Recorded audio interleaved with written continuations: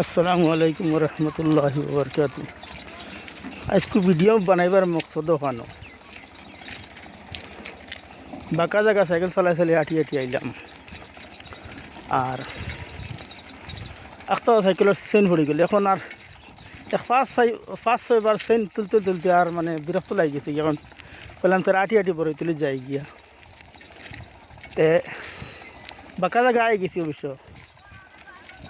বুধ হওয়া যার আটু ইতার মাঝে বুঝা যায় ক্যালসিয়াম নাই, ওলা বুঝা যায় ক্যালসিয়ামতে শুকাই গেছে গিয়া। বললাম সরু থাকতে সময় বহু শান্তিয়ে জীবনযাপন করলাম।